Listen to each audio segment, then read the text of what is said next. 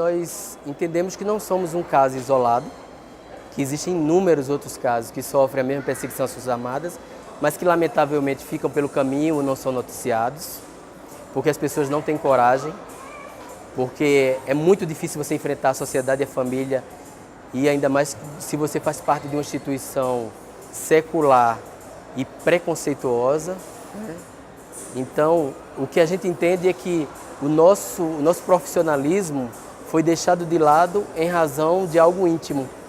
É como se a nossa sexualidade tivesse muito mais valor do que o nosso patriotismo. E são coisas distintas. A sexualidade, ela é inerente ao ser humano, ela faz parte da característica do ser humano. E é algo íntimo, é algo que não influi no teu dia a dia, tampouco na tua realidade como profissional. E há uma valoração disso dentro das Forças Armadas, como se o homossexual não tivesse credibilidade, não fosse qualificado para servir ao seu país. Então, isso é fato, isso não mudou nada. Essa tentativa de discussão, de modificação do Código Penal, vai modificar muito pouco, porque o que se muda é uma nomenclatura, é uma rubrica de um texto, né? Homossexual ou não, pederasta ou não, são as coisas que estão se discutindo para ser modificadas. Agora, os outros mecanismos que conduzem a perseguição, que facilitam a perseguição, como, por exemplo, a impossibilidade de um militar recorrer a um habeas corpus em se tratando de transgressão disciplinar, que isso está previsto na Constituição, isso não é discutido na jurisdição militar, porque é muito caro para os militares. A gente tem um voto de 10 oficiais generais contra o voto de 5 civis, então qualquer um que for desafeto institucional, desafeto de um outro general, de um outro comandante, vai ser condenado na justiça militar. Na verdade, é uma cortina de fumaça para se tentar preservar a existência da justiça militar. A justiça militar, ela vem com um discurso de democracia e de respeito às garantias constitucionais, quando na verdade as coisas que são mais importantes não são discutidas.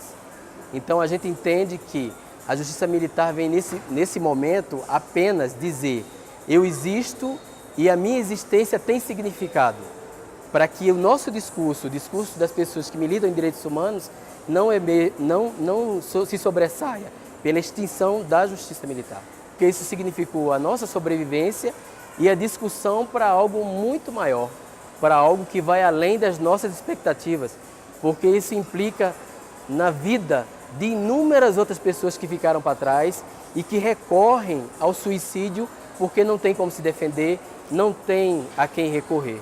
Então, essa história, ela não fica somente restrita à nossa história, ela vai muito além dessa fronteira. O Laci, ele foi preso sob acusação de deserção e durante a prisão ele foi espancado, foi torturado.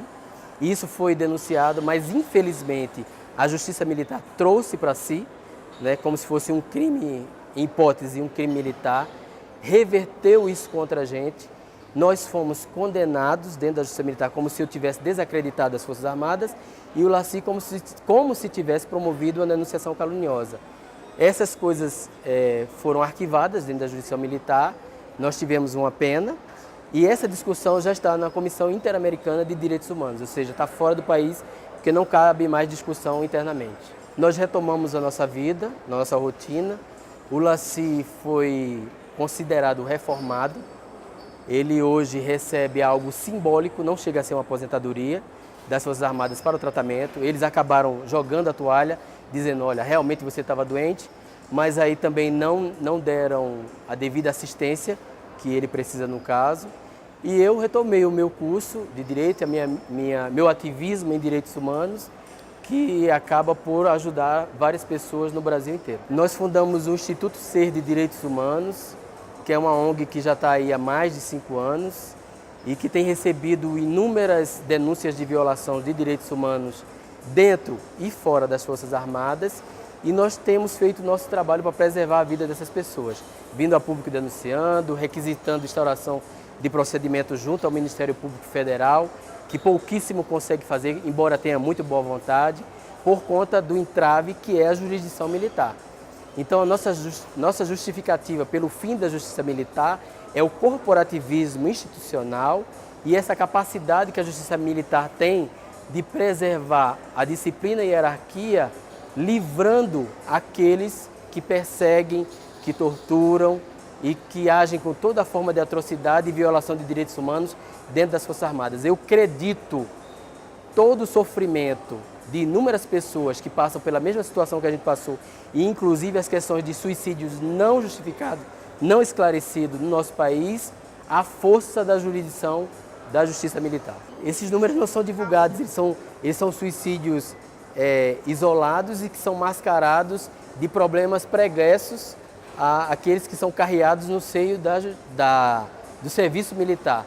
Mas nós sabemos, e pela rede de proteção que existe no país todo, de outras ONGs que militam dessa mesma forma que a gente, que seguramente esses casos têm a ver com a perseguição no seio da Justiça Militar, em razão de denúncia de corrupção, em razão de inúmeras denúncias que não afetam somente a questão da homoafetividade. São perseguições políticas e homofóbicas também, que levam a pessoa a recorrer a esse tipo de, digamos assim, de último ato, né, de último recurso que o ser humano tem.